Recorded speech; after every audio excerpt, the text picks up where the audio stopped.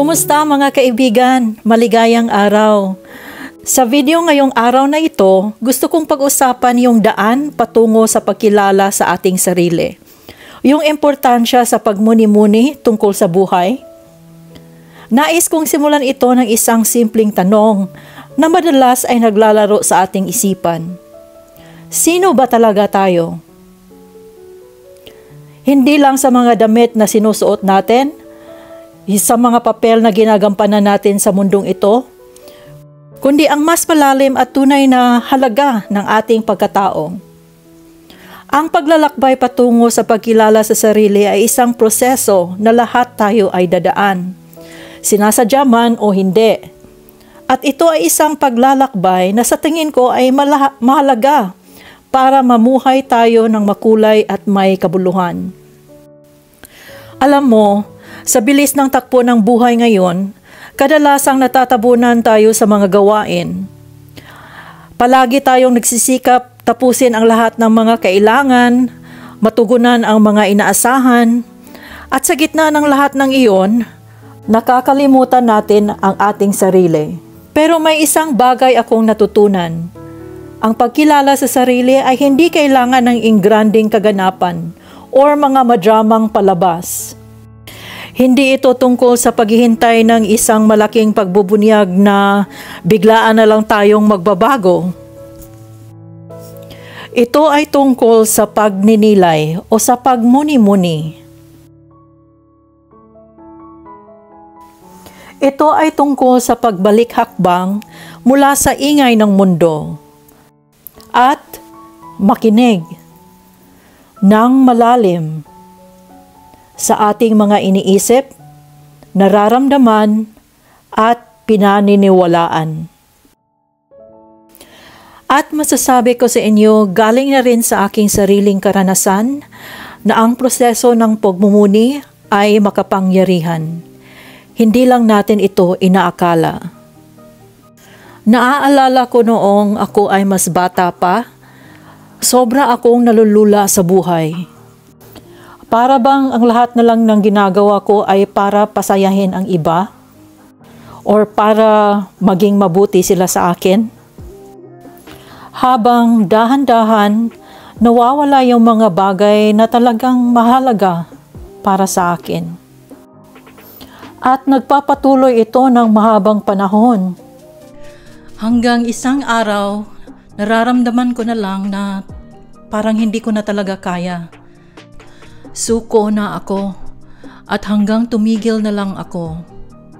Umiyak ako at hinayaan ko na lang. Wala na akong ginawa pa.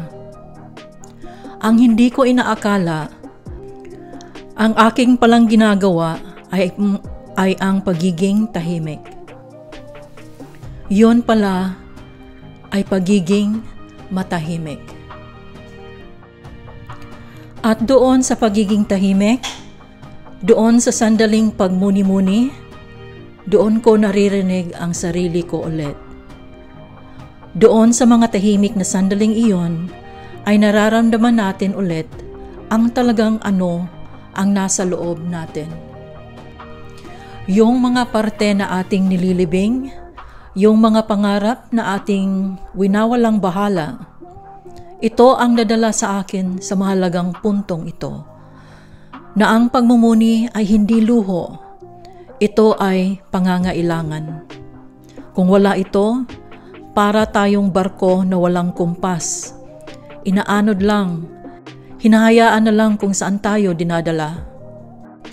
Pero kung tayo ay huminto ng sandali para magmuni-muni, makikita ulit natin ang daan. Maalala natin ang ating sarili at kung ano ang ating mga minimithi. Nagbibigay ito sa atin ng linaw, katumbakan, at higit sa lahat, pakiramdam ng kapayapaan. Ngayon, siguro nagtatanong kayo, paano ba sisimulan ang paglalakbay patungo sa pagkilala sa sarili? Ang sagot ay simple, pero hindi palaging madali. Magsimula sa pagtanong ng tamang katanungan. Tanong pareho ng, ano ba talaga ang nagpapasigla sa aking puso? Ano ba talaga ang mahalaga sa akin? Ano ba ang inaiwasan ko? Ano ang aking mga kinatakutan? Ito ay hindi mga tanong na sinasagot ng madalian. Ang mga tanong na ito ay nangangailangan ng oras, pasensya, at katapatan. Wala man kayong sagot sa mga ito kaagad, pero okay lang yan. Ang kagandahan ng pagkilala sa sarili ay nagbubukad ng dahan-dahan, kapareho ng mga talulot ng bulaklak na bumubukas sa buwan. May ibang kwento na gusto kong ibahagi sa inyo. May sandali sa buhay ko na nahaharap sa akin ang desisyon na napakahirap lutasin. May 200 sa aking harap. Bawat isa ay parehong may sari-sariling mga balakid at mga oportunidad. Ang 100 ay ligtas, alam na alam ko na at sapat. Yung 100 ay alanganin, pero punong-puno ng mga bagay na maaaring maganda ang kahihinatnan. Nag-atubili ako, pero sa mga sandaling tahimik akong nagmuni-muni, biglang may lumukso sa loob ko.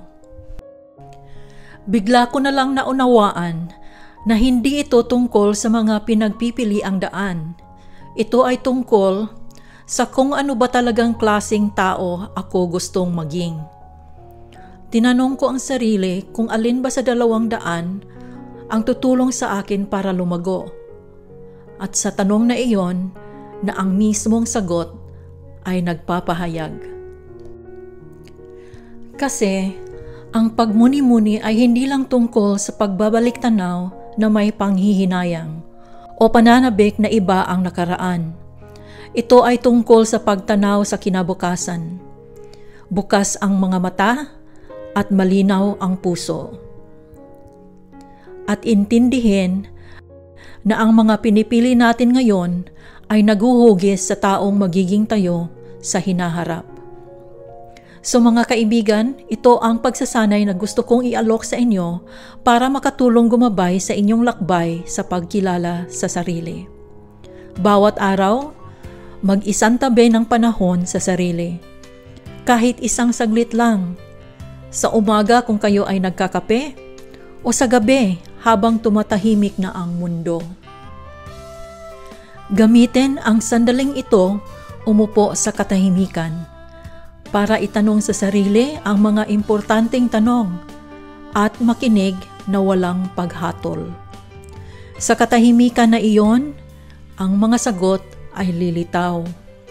Hindi man ito malinaw sa umpisa, pero magtiwala ka na kung palagi mong pinahihintulutan ang sarili ng magmuni-muni, mas lilinaw ang mga ito. At tandaan na ang pagmuni-muni ay hindi tungkol sa pagiging perpekto. Ito ay tungkol sa pagpapatuloy sa pag-unlad. Ito ay tungkol sa pagyakap sa mga di kasakdalan, pagyakap sa kawalan ng katiyakan. Hayaan natin itong maging gabay sa atin patungo sa paglago. Ang paglalakbay na ito ay hindi tuwid na guhit.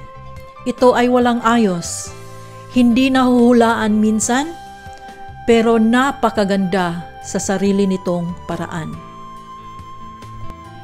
So hinahakayat ko kayo mga kaibigan na kunin ang unang hakbang patungo sa pagkilala sa sarili ngayon at mag-umpisa sa pagmuni-muni. Hayaan ang sarili na tanggapin ang handog ng pagiging tahimik at makinig sa pangloob na tinig. Baka mabigla na lang kayo sa karunungan na naghihintay sa inyo doon. Maraming salamat sa pagsama niyo sa akin ngayon. Sana ang mga salitang ito ay nagdulot ng pakiramdam na pagiging mausisa sa inyong loob. Pag-uusisa sa totoong ikaw at sa kasalukuyan mong paglalakbay. Kung ang videong ito ay nakakatulong sa inyo, please like, subscribe, and share ninyo sa mga taong sa tingin ninyo ay makikinabang sa mga salitang ito. Magpatuloy tayo sa paglalakbay na ito habang tayo ay nagkakaroon ng mas malalim na pangunawa sa ating sarili. Ingat kayo mga kaibigan at tandaan, ang pinakaimportanteng paglalakbay na tatahakin natin ay ang paglalakbay patungo sa ating kalooban.